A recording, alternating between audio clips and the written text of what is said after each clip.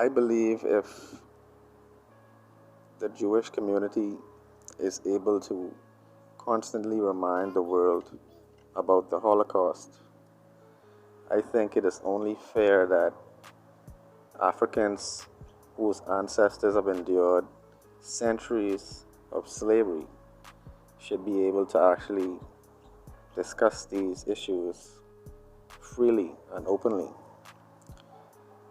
And so recently it was revealed that Juneteenth has been ratified as a national holiday in America. Okay, there have been some mixed sentiments regarding this move because, for many people, it seems like another tactic of delaying and denial of the reparations payment. I believe that justice delayed is justice denied. And in regards to reparations, I think this acknowledgement of guilt should then precipitate the payment of reparations. Alright, but in this particular video, I wanted to draw a parallel between a similar day which occurred in the Bahamas. Alright, I'm speaking about the date on which we have the Fox Hill Day celebration. Alright, because in a similar fashion, the Emancipation Proclamation had passed. Right now, the Bahamas has numerous islands in an archipelago, but the main island is New Providence. Okay, and it's only really 21 miles by 7 miles.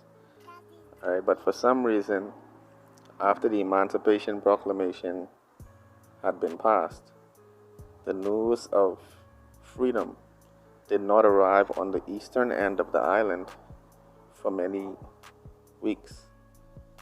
Alright, and so what occurred is the slaves or the Africans in captivity who were living in the Fox Hill community, they were not able to exercise their freedom until a few weeks after the Emancipation Proclamation.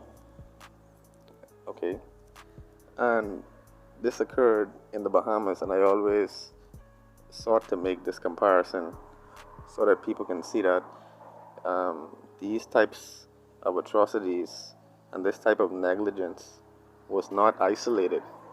Alright, it took place in the Bahamas, it took place in America, and I'm sure it also occurred in one form or another in other parts of the African diaspora. Okay, but what I would like to say, I think the acknowledgement of this date is mandatory. It is non-negotiable, and it is something that the government should have always acknowledged. And in light of the removal of critical race theory, I also wanted to say that I've done some research regarding the interaction of Americans and the Native American population. And I found that there was a tendency in America for historians to actually paint a more flattering picture of the invaders who actually went to America and established a whole city in the land of an indigenous people. Alright, but I found that they had this school of thought known as Patriotic history, in which historians were mandated to give a more flattering or a more redeeming portrayal of people who actually committed atrocities in order to paint some more acceptable national narrative. And I think that's an unfortunate development. I believe that the truth about these atrocities must be told regarding the enslavement of Africans as well as the displacement of Native Americans. Family, let me know your thoughts in the comments below about all of these dynamics. One love.